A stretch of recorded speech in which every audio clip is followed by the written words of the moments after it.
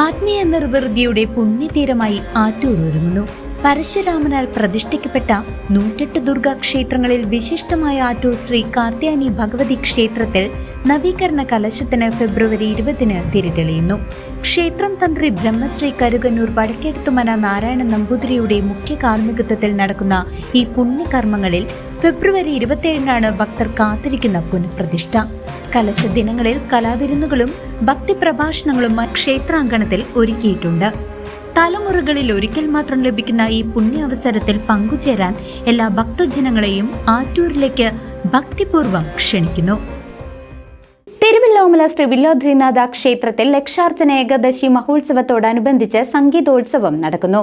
പ്രശസ്ത കലാകാരന്മാർ അണിനിരക്കുന്ന പരിപാടി ഫെബ്രുവരി 13-ന് സമാപിക്കും. തിരുവല്ലോമല വില്ലോദ്രിനാഥ ക്ഷേത്രത്തിലെ ലക്ഷാർച്ചന ഏകാദശി മഹോത്സവത്തോടനുബന്ധിച്ച് സംഘടിപ്പിച്ച ശ്രീ വില്ലോദ്രിനാഥ സംഗീതോത്സവം ഭക്തജന ശ്രദ്ധയെ ആകർഷിക്കുന്നു.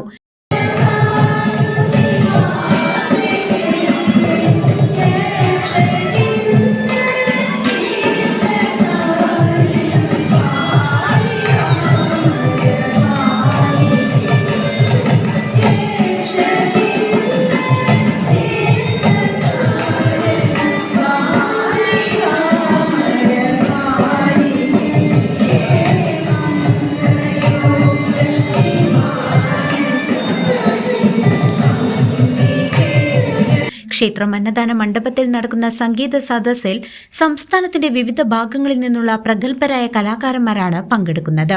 ഭക്തി നിർഭരമായ സംഗീത വിരുന്നിന് സാക്ഷികളാകാൻ നിരവധി പേരാണ് ക്ഷേത്ര സന്നിധിയിലെത്തുന്നത്.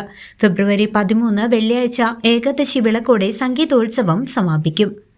CCV news, Thiruvilwamala.